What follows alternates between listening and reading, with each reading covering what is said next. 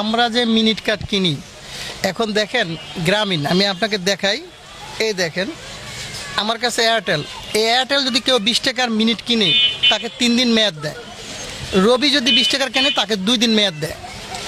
বাংলালিংক যদি 20 টাকা কিনে তাকেও 2 দিন মেয়াদ দেয়। গ্রামীণও যদি 20 টাকা কিনে 2 দিন মেয়াদ দেয়। এখন প্রশ্ন হচ্ছে এই মিনিট এগুলা কিন্তু পচার জিনিস না, এগুলা কাঁচা তরকারি না, যে কাঁচা আলু না যে পয়সা যাবে, বা পচা মাছ না যেটি মাছ এগুলো পচে যাবে। আমার প্রশ্ন হচ্ছে এগুলোর তো মেয়াদের কোনো প্রশ্ন আসে না।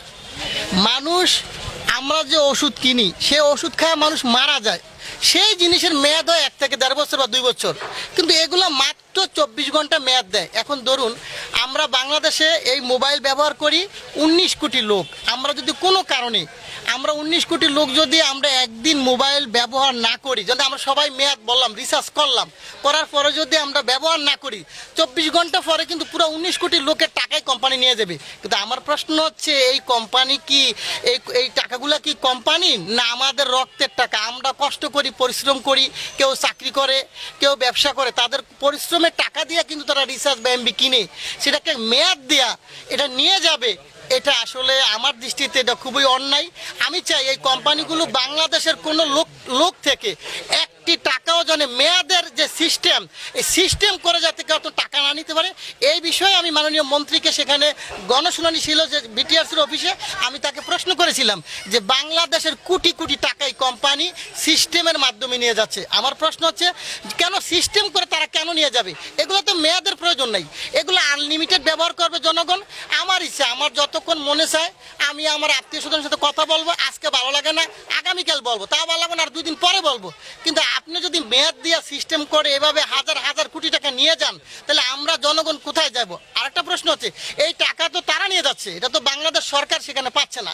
এমন হতো যে আমাদের এই টাকা জনগণ থেকে তারা সিস্টেম করে কোটি কোটি টাকা তারা নিয়ে যাচ্ছে, এই টাকাটার মধ্যে সরকারের খাতে থাকতো তাহলে একটা কথা ছিল। আসলে এই টাকাটা কিন্তু তাদের ব্যক্তিগত কোষাগারে চলে যাচ্ছে, কোম্পানির কোষাগারে। আমরা চাচ্ছি যাতে কোনো কোম্পানি অদূর ভবিষ্যতে এই ধরনের কাজ না করতে পারে। আর আমি এতটুকু শুনেছি, আমি সেদিন জজ কোর্টে গিয়েছিলাম, সেখানে এক উকিল আমাকে বললো যে ভাই আপনার একটা বক্তব্য দেখলাম, সেখানে হাইকোর্টও চায়, হাইকোর্টের বিচারপতিগণও চায় যাতে এইগুলোর মেয়াদ থাকার কোনো প্রয়োজন নেই। সেই হিসাবে আমিও চাই এগুলোর আসলে মেয়াদের কোনো প্রয়োজন। বাংলাদেশে যারা সুশীল সমাজ আছে, আপনি চাই যে আপনারা সবাই আমাদের সাথে, আমি যে উত্থাপন করেছি প্রস্তাবটা, আপনারা সবাই প্রতিবাদ করবেন। আপনাদের এটা কোনো মেয়াদের প্রয়োজন নাই, সবাই যদি একসাথে আমরা প্রতিবাদ করি অবশ্যই বাংলাদেশ থেকে এই মেয়াদটা উঠে যাবে। আমার এই জিনিসটা হচ্ছে, আমি এর আগে একটা অনুষ্ঠানে গেছিলাম, এই বিটিআরসির গণশুনানির পূর্বে আরেকটা অনুষ্ঠানে আমি গেছিলাম, সেখানে আমি দেখলাম যে অ্যামটবের মহাসচিবরা উপস্থিত ছিলেন। আমি সেদিনও তাদের কাছে বলেছি এই কোম্পানিগুলো বাংলাদেশ থেকে কোটি কোটি টাকা এই সিস্টেমের মাধ্যমে ফালায় নিয়ে যাচ্ছে, আপনারা এই সিস্টেমটাকে বন্ধ করেন। তখন তারা কোনো উত্তর দেয় নাই, প্রতি উত্তর দেয় না। তবে আমি পরবর্তীতে যেহেতু বিটিআরসি হচ্ছে এটা মেন কি হর্তাকর্তা, এই কোম্পানিকে ধরার এখতিয়ার রাখে বিটিআরসি, এবং সেখানে কিন্তু মাননীয় মন্ত্রী মহোদয় উপস্থিত ছিলেন। আমি কিন্তু সেই জায়গাতেই বলেছি যাতে মন্ত্রী বোঝে যে বাংলাদেশের এই অসহায় মানুষ, যারা অনেক গরিব মানুষ আছে, তারা কিন্তু টাকা একজনে বলল কিন্তু 20 টাকা ভরতে তার অনেক কষ্ট, সেই ক্ষেত্রে কিন্তু তার টাকাটা তারা কি সিস্টেম করে নিয়ে যাচ্ছে, এটা তো ঠিক না। আমরা তো জনগণ, অতএব গরিব মানুষের টাকাটা যদি নিয়ে যাচ্ছে সে কিন্তু খুবই কষ্ট পাচ্ছে। সেই ক্ষেত্রে আমার কাছে মনে হলো এটা প্রতিবাদ করা প্রয়োজন বা এখানে বলা উচিত, সেই ক্ষেত্রে কিন্তু আমি জিনিসটা বলেছি। ওইখানে আপনি কতটুকু মনে করেন আপনার এই প্রচেষ্টাটা সফল হবে? হ্যাঁ, অবশ্যই সফল হবে, যেহেতু এই বিষয়টা মাননীয় সংসদে উত্থাপন করা হয়েছে এবং মাননীয় মন্ত্রী মহোদয় আশ্বাস দিয়েছেন যে এই সিস্টেমে যারা মানুষের টাকা নিয়ে যাচ্ছে এটাকে বন্ধ করার ব্যবস্থা তারা অতি দ্রুত নেবেন, এরকম একটা প্রস্তাবনা কিন্তু এসেছে এবং মন্ত্রীও আশ্বাস দিয়েছেন যে আমি দেখতে আছি বিষয়টা। এটা বন্ধ হয়ে কি চালু করলে জনগণের উপকার হবে, এর প্রেক্ষাপটে কি করা? না, এটা বন্ধ হলে তো অবশ্যই আপনি এটা আনলিমিটেড করে দিবেন, জনগণই যখন ইচ্ছা ব্যবহার করব, যখন ইচ্ছা তার প্রয়োজনে ব্যবহার করব, প্রয়োজনে ব্যবহার করবে না, তাহলে তো মানুষের টাকাগুলো বেঁচে গেল, কেউ তো নিতে পারলো না। আমার টাকা আপনি কেন কেটে নেবেন ভাই? আমার টাকা আপনি কেটে নেওয়ার তো কোনো অধিকার নাই, আপনি একটা সিস্টেমে দিয়ে আপনি নিয়ে যাবেন, এটা তো হতে পারে না। তারা তো সুনির্দিষ্টভাবে লিখে দিয়েছে, ভাই লিখে দিয়ে তারা লিখে দিয়েছে, সরকার তো তাকে বলে নাই যে তোমাদের, সরকারের পক্ষ থেকে তাদেরকে বলে দেওয়া হয় নাই যে তোমাকে 24 ঘন্টা মেয়াদ দিয়ে তুমি জনগণের টাকা নিয়ে যাও, এটা তো বাংলাদেশের সরকার কখনো তাকে বলে নাই।